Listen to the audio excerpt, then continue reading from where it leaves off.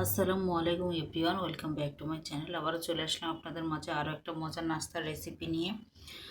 আর এই যে নাস্তাটা বানানোর জন্য কিন্তু আমি এখানে নিয়ে নিলাম আটা, হাফ কাপ নিয়েছি। আপনারা যতটুকু লাগবে ততটুকু নিয়ে নেবেন। তো আমি হাফ কাপ আটা আর স্বাদ মতো লবণ নিয়ে নিলাম, নিয়ে আমি সুন্দরভাবে একটু মিশিয়ে নিলাম।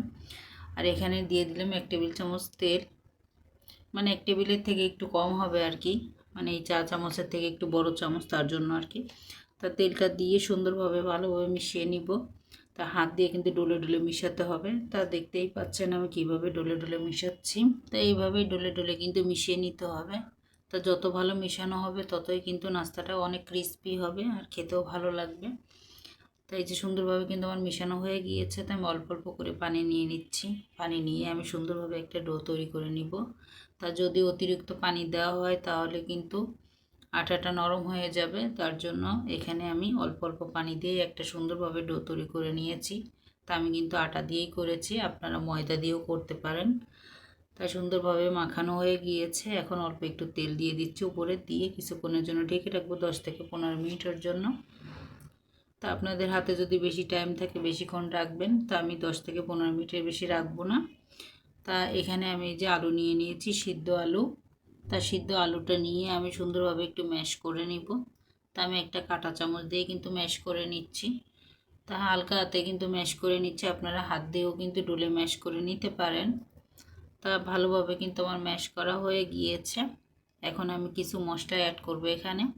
তো এখানে আমি একটা পেঁয়াজ কুচি দিয়ে দিলাম। তা ছোট একটা পেঁয়াজ আমি কুচি করে দিয়েছি, অনেক চিকন করেই কুচি করেছি। তো একটা কাঁচামরিচ দিয়েছি, ঝালটা আপনাদের পছন্দ মতো দিবেন। কিছুটা ধনিয়া পাতা দিয়ে দিলাম। এখানে দিয়ে দিচ্ছি মরিচের গুঁড়ো, হাফ চা চামচের থেকেও কম। স্বাদ মতো লবণ দিয়ে দিচ্ছি। দিয়ে দিলাম একটু হলুদের গুঁড়ো। আর হলুদের গুঁড়োটা একদমই অপশনাল, না দিলেও কোনো সমস্যা নেই, কিন্তু দিলে ভালো। হলুদে কিন্তু শরীরে অনেক বিষ ব্যথা কমে, তার জন্য কিন্তু হলুদটা খাওয়া অনেক ভালো। তা দিয়ে দিলাম একটু ধনিয়ার গুঁড়া, আর কিছুটা চাট মশলা দিয়েছি হাফ চা চামচের মতো। দিয়ে সুন্দরভাবে এখন মিশিয়ে নিচ্ছি। চাট মশলাটা দিলে কিন্তু খেতে ভালো লাগবে। এখানে চাট মশলার পরিবর্তে আপনারা কিন্তু ম্যাগি মশলাটাও অ্যাড করতে পারেন, নুডলসের যে মশলা সেটাও কিন্তু অ্যাড করতে পারেন। এটা কিন্তু সুন্দরভাবে মিশিয়ে নিয়েছি। আর এটা কিন্তু নতুন আলুই নিয়েছি, আর পুরনো আলু নিলেও কিন্তু সেটা ভালো হবে। নতুন আলুটা কিন্তু খেতে ভালো লাগে, তার জন্য কিন্তু নতুন আলুটা নিয়েই নিলাম আর কি। তা ভালোভাবে কিন্তু আমার মিশানো হয়ে গিয়েছে। তা মিশিয়ে নিয়ে আমি এটা রেখে দিব এক সাইডে। তো এখানে একটা মশলা আমি এখানে বানিয়ে নিয়েছি, তা সেটা আপনাদের মাঝে আর কি দেখানো হবে না, কারণ ভিডিওটা স্কিপ হয়ে গিয়েছে। তাই এখানে আছে চিলি ফ্লেক্স, ধনিয়া পাতা, সাদা তিল, লবণ। এটা দিয়ে আমি সুন্দরভাবে মিশিয়ে নিয়েছি। আর এখানে কর্নফ্লাওয়ার দেওয়া আছে, আপনারা ময়দাটা বা আটাও নিয়ে নিতে পারেন। দিয়ে আমি অল্প একটু পানি দিয়ে সুন্দরভাবে মিশিয়ে নিয়েছি। আর আমার আটাটা কিন্তু সুন্দরভাবে সেট হয়ে গিয়েছে। এখন আমি কিন্তু হাত দিয়ে আবারও মেখে নিচ্ছি।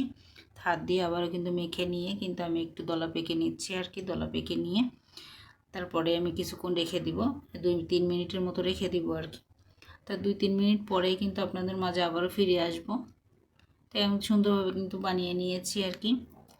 তো এখানে একটু শুকনো আটা ছড়িয়ে দিলাম। শুকনো আটাটা ছড়িয়ে দিয়ে আমি সেই আটার ডোটা নিয়ে নিলাম। নিয়ে আমি সুন্দরভাবে একটা রুটি বানিয়ে নিব, পাতলাও না বেশি মোটাও না আর কি, যেমন রুটি খাই তেমন একটা রুটি বানিয়ে নিব। তো সুন্দরভাবে কিন্তু আমি রুটিটা বানিয়ে নিচ্ছি। তো এইভাবে কিন্তু রুটিটা বানিয়ে নিতে হবে। তাই এই পর্যায়ে যদি আপনারা কেউ লাইক না দিয়ে থাকেন অবশ্যই মনে করে একটা লাইক দিয়ে দিবেন। আর আমার ভিডিওর কোনো অংশ যদি ভালো লেগে থাকে চাইলে আমার চ্যানেলটা সাবস্ক্রাইব করে আমার পাশে থেকে যেতে পারেন। আমার রুটিটা কিন্তু বানানো হয়ে গিয়েছে। তো এখানে আমি একটা গ্লাস নিয়ে নিয়েছি, স্টিলের গ্লাস। আর এই গ্লাস দিয়ে সুন্দরভাবে কেটে নিব গোল গোল করে। আপনাদের হাতে যদি কুকি কাটার থাকে সেটাতেও কেটে নিতে পারেন, বা বয়ামের যে মুখা আছে সেটাতেও কিন্তু কেটে নিতে পারেন। তাই গ্লাস দিয়ে আমি মনে করি আমার কাটতে ভালো সুবিধা হবে, তার জন্য আমি গ্লাসটা নিয়ে নিয়েছি।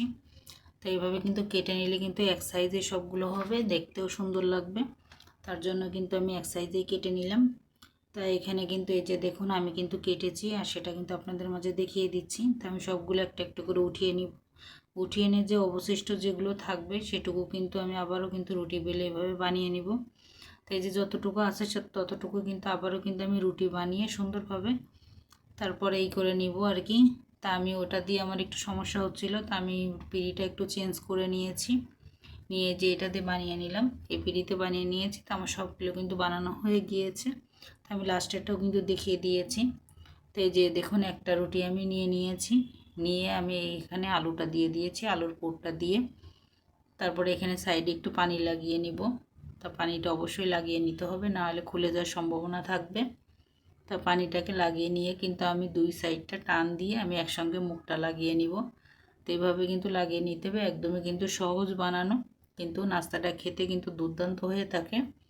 খুবই সহজ একটা নাস্তা, অল্প সময়ের ভিতরে বানানো যায়, কিন্তু খেতে দারুণ লাগে আর কি। অবশ্যই বাসায় ট্রাই করবেন। তো আমার কিন্তু একটা বানানো হয়ে গিয়েছে, দেখুন কত সুন্দর হয়েছে, মাশাআল্লাহ। দেখতে যেমন সুন্দর হয়েছে, খেতেও কিন্তু খুব সুন্দর লাগবে। আর এভাবে তো মানুষ পিঠা বানিয়ে থাকে, কুলি পিঠে বানিয়ে থাকে আর কি। তা কুলি পিঠের পরিবর্তে যদি আমরা এভাবে যদি নাস্তা রেসিপিটা করে খাই, তাতে সমস্যা কি আছে? তা এইভাবে আপনারা পিঠাও বানিয়ে নিতে পারেন আর কি। তো এখানে আমি যে আলুর পুরটা দিয়ে যে আবারও আরেকটা দেখিয়ে দিচ্ছি আপনাদের মাঝে। আর এটাও কিন্তু খুব সুন্দর হয়েছে, দেখুন সবগুলো একই সাইজের হবে। তো সবগুলো বানানো আমার হয়ে গিয়েছে।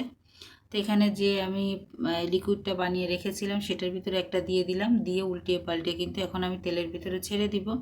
তো এইভাবে সবগুলো কিন্তু তেলের ভিতরে ছেড়ে দিতে হবে। তো এই যে একটা একটা করে কিন্তু আমি তেলের ভিতরে ছেড়ে দিচ্ছি। তা দেখুন মাশাআল্লাহ কত সুন্দর লাগছে। তো উপরে কিন্তু একটু ধনিয়া পাতা দিয়ে দিচ্ছি যাতে দেখতে সুন্দর লাগে তার জন্য। আর তিলটা খাওয়া কিন্তু শরীরের জন্য খুবই ভালো আমাদের, কারণ তিলে কিন্তু অনেক প্রচুর পরিমাণ ক্যালসিয়াম আছে। তো অবশ্যই চেষ্টা করবেন মাঝে মাঝে একটু তিলটা খাওয়ার। আর তিলের কিন্তু দামও বেশি না, একদমই কিন্তু অল্প দাম। 10 টাকার তিল কিন্তু বেশ অনেকগুলোই দিয়ে থাকে। তা আমি কিন্তু সবগুলোই একটা একটা করে দিয়ে দিয়েছি। তো এখন শীতের দিন কিন্তু চেষ্টা করবেন তিলটা খাওয়ার, যেন শীতের দিনে কিন্তু মানুষের শরীর সবসময় কিন্তু ঠান্ডা হয়ে থাকে। তা তিলটা খেলে ক্যালসিয়ামের যদি ঘাটতি থাকে পূরণ হয়ে যাবে, এনার্জিও পাবেন। তা যাই হোক, এখানে কিন্তু আমার পুরোটা দেওয়ার পরে কিন্তু এক সাইডটা অনেকটাই হয়ে গিয়েছে, তো একটু উল্টিয়ে পাল্টিয়ে দিচ্ছি। তো উল্টিয়ে পাল্টিয়ে দিয়ে কিন্তু আমি ভেজে নিব কালার আনা পর্যন্ত। আমার পছন্দ মতো কালার আসলে আমি নামিয়ে নিব, আপনাদের পছন্দ মতো কালার আসলে আপনারা নামিয়ে নেবেন। তা দেখুন মাশাআল্লাহ খুব সুন্দরভাবে কিন্তু উল্টিয়ে দিয়েছি। তা আমি কিন্তু এই যে এক সাইডটা উল্টিয়ে দেওয়ার পরে কিন্তু পরের সাইডটাও কিন্তু উল্টিয়ে দিয়ে আবারও কিন্তু ভেজে নিয়েছি। তা আমি কিন্তু কালারটা আমার পছন্দ মতো আসার পরে আমি এখন উঠিয়ে নিচ্ছি। কালারটা কিন্তু খুব সুন্দর এসেছে আর অনেক ক্রিস্পি হয়েছিল। তা সবগুলো কিন্তু আমি এইভাবে উঠিয়ে নিচ্ছি। তা সবগুলো আমার উঠানো হয়ে গিয়েছে, দেখুন এখন পরিবেশন করে দেখাচ্ছি। তো এই শব্দটা আর কি দেখাতে পারলাম না, শোনাতে পারলাম না আর কি আপনাদের মাঝে। তা দেখুন কত সুন্দর হয়েছে, একদম সিঙ্গারার মতোই কিন্তু লাগবে খেতে। আর কতটা ক্রিস্পি হয়েছে চাপ দিচ্ছি দেখেই বুঝতে পারছেন। খেতে কিন্তু দুর্দান্ত হয়েছিল, অবশ্যই ট্রাই করবেন। আর আজকের মতো বিদায় নিচ্ছি, আল্লাহ হাফেজ, আসসালামু আলাইকুম।